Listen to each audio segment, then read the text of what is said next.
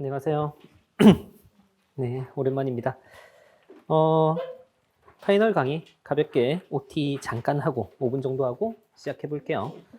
제가 뭐 약간 늦게 왔는데 여러분이 아직 덜 풀었나 봐. 계속 열심히 풀고 있어서 그렇게 미안하진 않았어요. 좀 더 늦게 올 걸 그랬나? 다 풀고 있더라고 전부. 양이 좀 많죠? 적당히 설정해서 하라고 한 거니까 중간에 뭐 적당히 하다가 쉬는 시간에 좀 더 풀어보고 하면 될 것 같아요. 이 파이널 강의는 이제 마지막이죠. 시험 3주 남은 시점에서 마지막 강의고 드디어 올 한 해가 끝나기 직전에 이렇게 여러분들이랑 맨 얼굴로 가릴까요? 한 번쯤 이렇게 낄까 말까 하다가 그래도 이제 마지막이니까 그냥 맨 얼굴로 한번 보자. 어차피 이제 해제됐으니까. 그리고 뭐 해제돼도 뭐 코로나 비율이 계속 떨어지고 있는 걸로 봐서는 여러분들이 다 면역력을 갖추고 있는 것 같아요. 제가 일단 안 걸렸으니까 상관없겠죠. 멀쩡해요. 그래서 마지막 강의고 강의 목적은 뭐 이래요. 문제들을 좀 선지 단위로 아이디어 위주로 정리를 했어요. 어떤 문제들을 정리를 했냐면은 행시, 입시, 민경채, 모의고사 그냥 다 전부 다 해서 제가 볼 가치가 있다 싶은 것들 위주로 좀 이제 쫙 정리를 한 거다. 근데 이게 프린트가 이게 전부가 아니고 한 두세 번에 걸쳐서 나갈 거예요. 내일 할 진도의 한 절반 정도까지 프린트를 줬던 것 같고 그래서 그렇게 되는 거고 작년에도 비슷한 컨셉으로 파이널을 했었어요. 근데 저는 뭐 그 파이널 강의가 되게 마음에 들었어. 왜냐면 뭐 3일밖에 안 했는데 강의는 3일밖에 안 했는데 뭔가 제가 1년 동안 가르쳐준 걸 다 한꺼번에 가르쳐준 것 같은 느낌이 들어가지고 저는 좋았어요. 뭐 그때 들었던 분들도 좋았겠죠? 그래서 뭐 쌤 파이널 강의는 어떻습니까? 라고 하는데 뭐 저는 좋죠. 뭐 제가 강의했으니까 진짜 평을 듣고 싶으면 뭐 친구들한테 물어보면 돼요. 어쨌든 작년에 파이널 강의는 마음에 들었고 그래서 올해 파이널 강의도 뭐랄까 도움이 많이 될 것이다 라고 저는 그렇게 생각해요.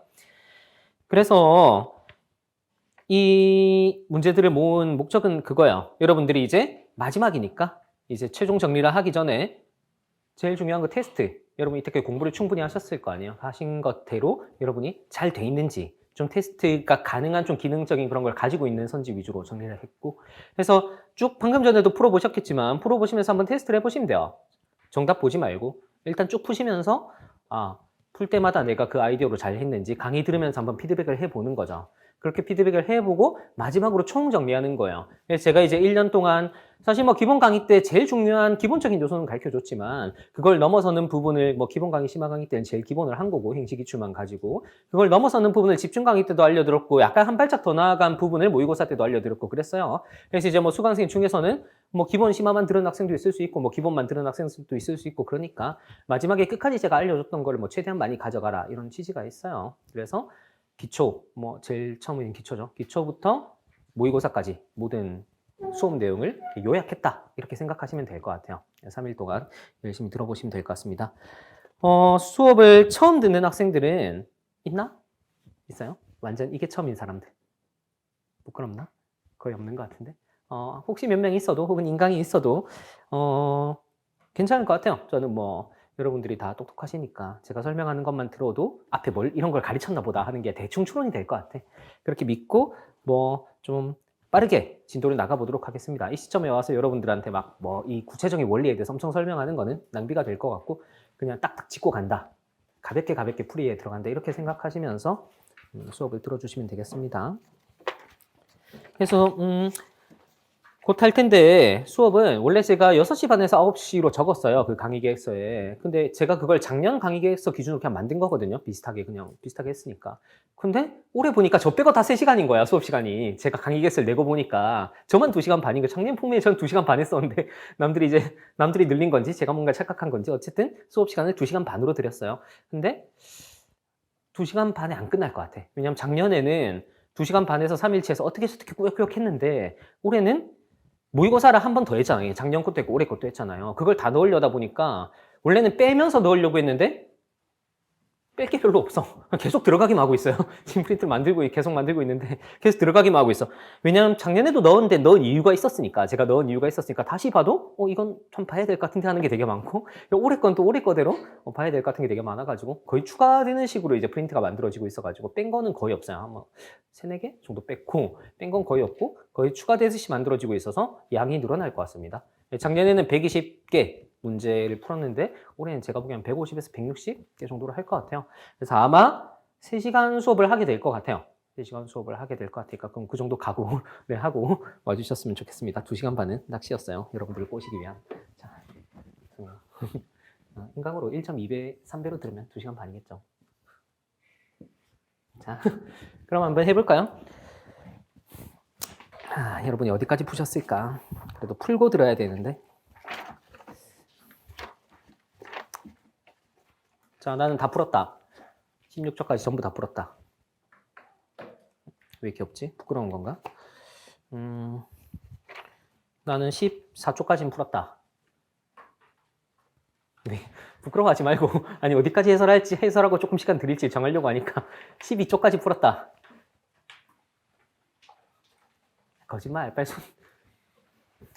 거짓말이죠, 여러분. 10초까지는 풀었다. 그냥 10초까지 풀이하고 좀 시간 더 드릴게요. 왜냐면 뭐 조금 수업을 더 오래 하더라도 여러분이 풀고 듣는 게 훨씬 좋다고 생각하기 때문에 시간을 좀 드리면서 어차피 여러분이 10시 이후에 뭐 스케줄 자야 되죠. 죄송해요.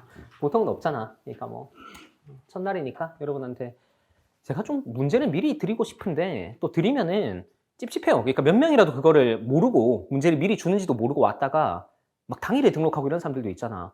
왔다가 뭐 그런 게 있을까봐 좀 찝찝해가지고 첫날에는 항상 문제를 미리 잘 못 주겠어요. 과도한 걱정인가? 어쨌든 좀 그렇더라고요. 처음 등록한 학생이 왔다가 실망할까봐.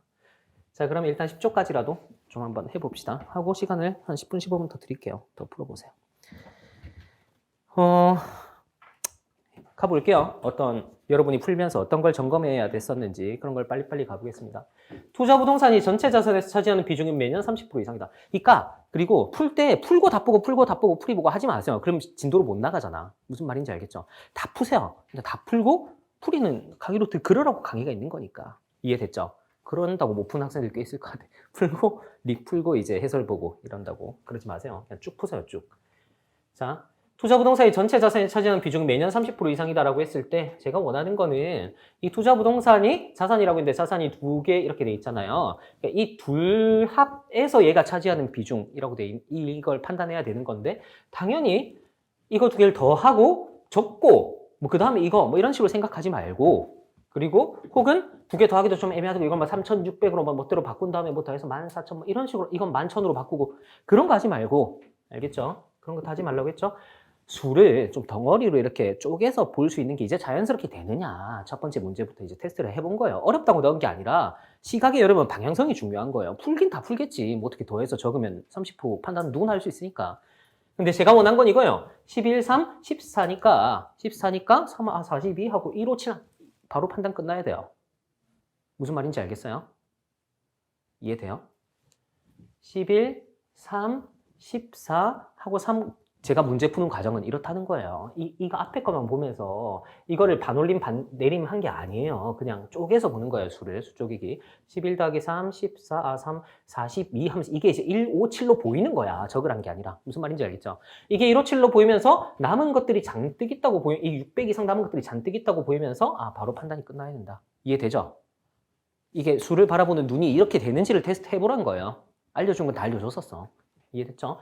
그런 식으로 해가지고 여러분이 뭐 나머지도 다 한번 판단해 보세요. 뭐 맞든 틀리든 간에 이게 이제 되는지 연습을 한다는 의미에서 뭐 집에 그러니까 가셔서 나머지도 30% 여부를 수를 쪼개서 볼 수 있는지 다시 연습을 해보시라. 알겠죠? 그 다음 문제 기억. A카페 판매량 중에 커피류의 비중은 D카페 판매량 중에 커피류의 비중보다 크다. 이 2개 뭐 다 작년 문제예요. A카페 판매량 중에 커피류의 비중. 이 3개 중에 얘의 비중, 이 D카페 판매량 중에 이 3개 중에 얘의 비중. 약간 판단할 때 누가 누구보다 크다까지 정확히 기억하지 마. 이런 거 기초 때 알려줬어야 되는데.